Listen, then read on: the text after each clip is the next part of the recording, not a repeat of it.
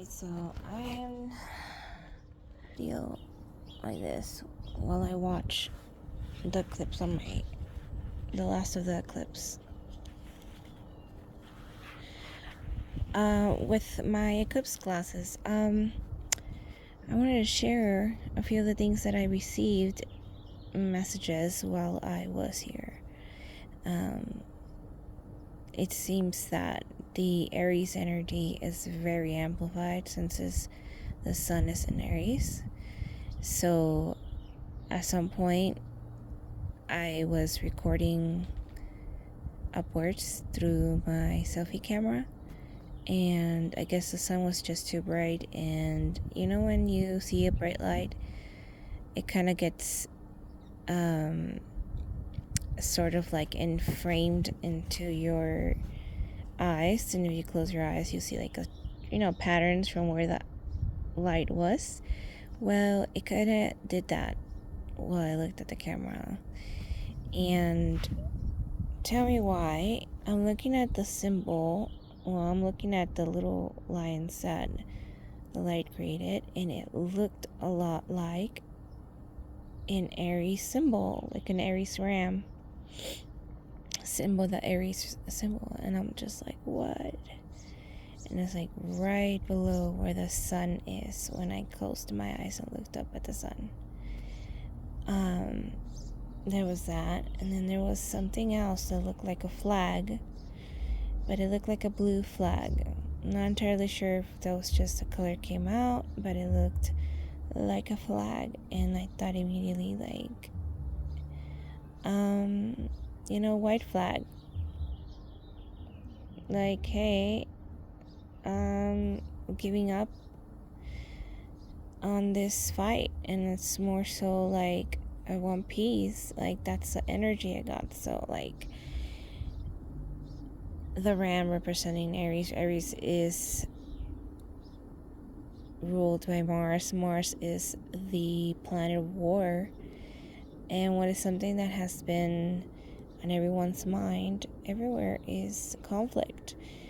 And the conflict that we have been witness to, really genocide, for a very long time now, at least more than it should have, if any at all. And so it got me pondering, like, what can a flag and Aries next to it represent? If I feel that the flag kind of represented the space flag, making a truce. And it's sort of like making a truce with whatever it is that you have a conflict with within yourself, or even anyone outside of that. Making a truce with people around you, making a truce with yourself and whatever it is that you find yourself constantly in conflict with. Let's get it a little closer, because you could kind of see it when you're closer. You see it in the reflection, see?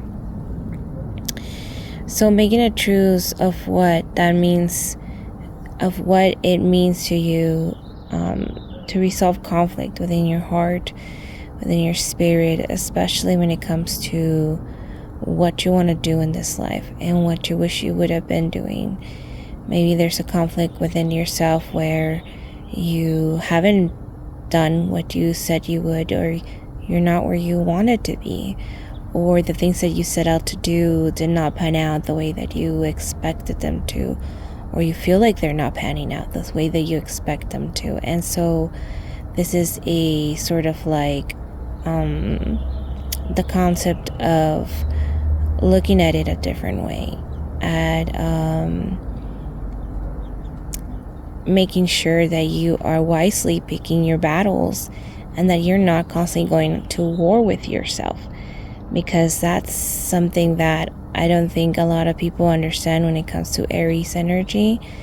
Aries archetype is the archetype of making sure that they understand that one understands what the art of war means. It doesn't mean you go to war with any little conflict. It doesn't mean you go to war immediately when you aren't meeting eye to eye with something. or with someone. It just means more so you don't go to war necessarily, but you are aware of what it is that you are of what it is that you're fighting for. You're aware of what is important and what is just ego, what is just your ego or a repetitive of patterns passed down to you by, not just your ancestors, your parents and other people, society, because it's not just our parents that pass things down to us when we're children.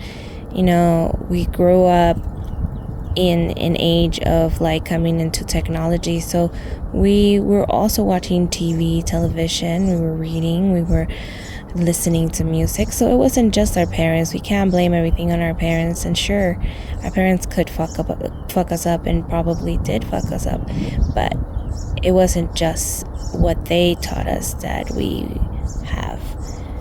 Okay, let's take a bit. Let's look at it through the lens. Where'd it go? Okay, we'll go back a little bit so that I can...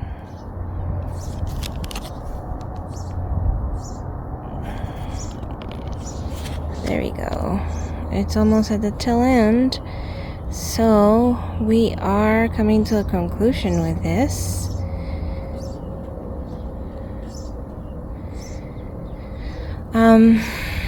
So yeah,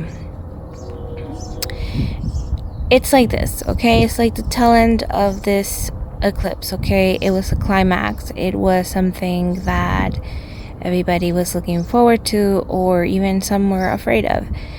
And so it begs to question, what are you afraid of within yourself? What are you afraid of within life, within taking steps towards a different energy? What is it that you are afraid of when it comes to the possibilities of the future? What is it that you're afraid of within yourself and within others? Often what we're afraid of in others is a reflection of where we are most afraid of within ourselves, which is why they say that, when we see a shadow within another person and others in this world, is often because that's a shadow that we have. Like, we're witnessing a genocide, and yet we know that when it comes down to it, what are we doing about it other than, going on rallies and not buying things that are affiliated with whoever it is that's sending money and supporting Israel. And so, like, it begs to question, like, what is it that we are afraid of within ourselves that we can look at and finally face and truly take a step to change whatever it is that is possibly hurting us. I'm gonna watch the rest and the end of this eclipse with my glasses on, alone by myself, and I'm gonna let this video ruminate wherever it is that I'm going to upload it. And I hope that whatever messages came through for you through this video, I hope that you take it with you and you keep a close eye on your own inner eclipse, okay? Whatever darkness comes to light, let it come to light so that you can face it. And remember, you must choose your battles wisely. That is the art of war.